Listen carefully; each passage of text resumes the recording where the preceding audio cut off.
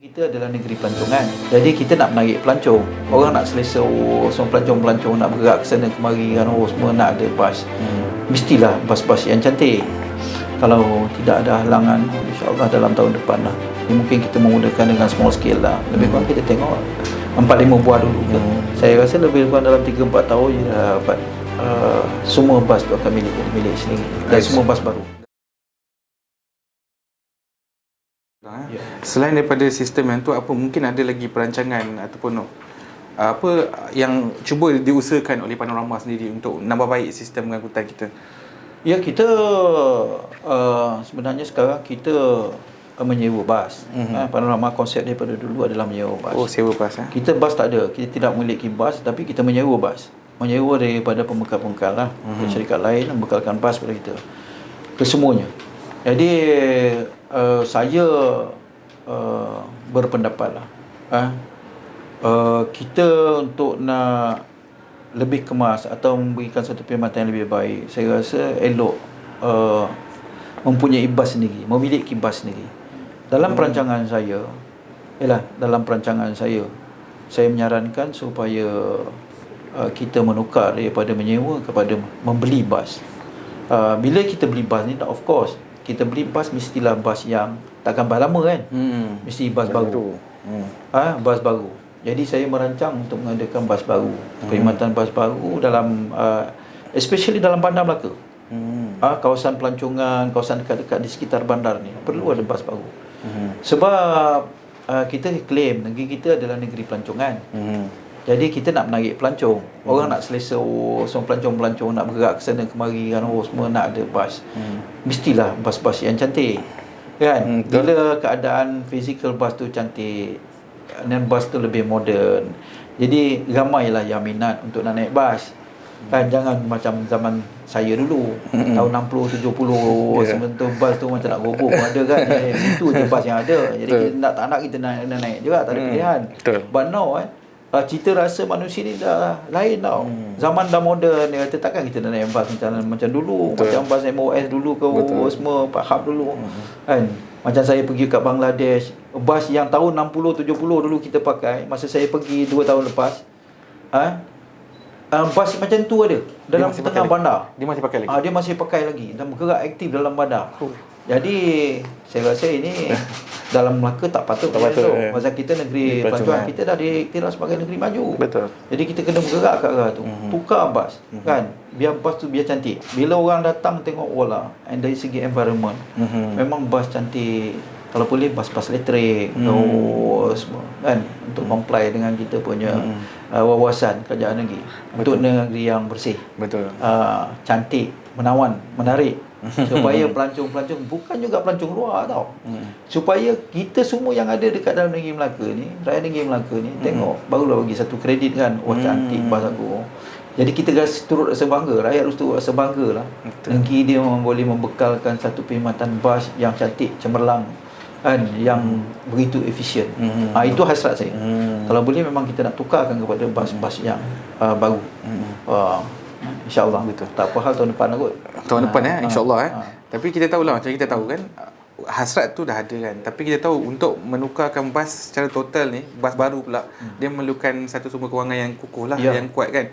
Jadi apa perancangan tu untuk dapatkan tu macam mana? Nak cuba dapatkan dana daripada mana ke, atau macam mana, boleh cerita? Dia sebenarnya kalau kita membeli bas baru, jadi kita kena ada sumber keuangan juga, iaitu untuk membeli bas tu dulu. Setidak-tidaknya membayar deposit. Betul. Lepas tu tak bayar bulanan.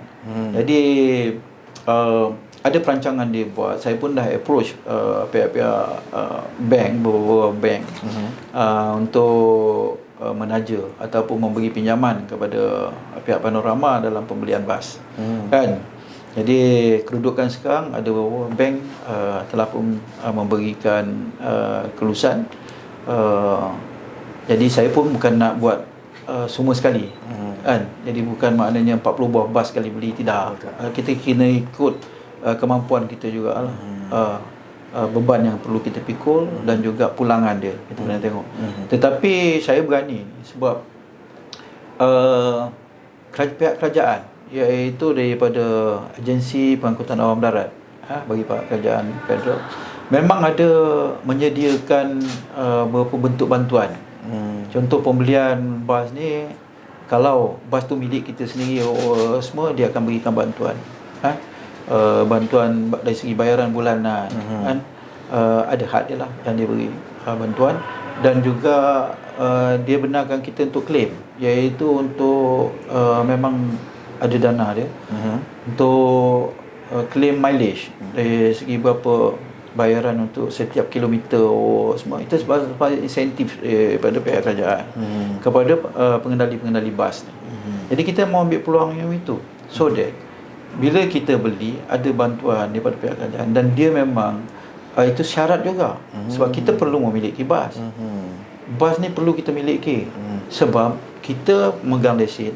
Jadi kita tak dibenarkan untuk menyewa terus. Jadi makna kita pemegang lesen mesti memiliki bas. Kan? So itu peraturan. Jadi makna kita kena patuh pada peraturan itu supaya tidak ada masalah dengan pihak JPJ untuk mendaftarkan. Kan? Masalah kan jadi kita pun dah berbincang dengan pihak APAD dan juga JPJ. Yang kita berusaha ke arah itulah, insya-Allah. So saya jangkakan lebih kurang dalam, kalau tidak ada halangan, insya-Allah dalam tahun depan lah. Kita tengah workout sekarang.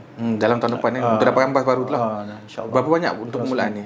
Saya tak berani janji apa-apa. Cuma yang saya boleh tahu, mungkin kita memulakan dengan small scale lah. Lebih kurang kita tengok 4-5 buah dulu ke, kan? Dengan small scale. Kan? Lebih kurang macam tu.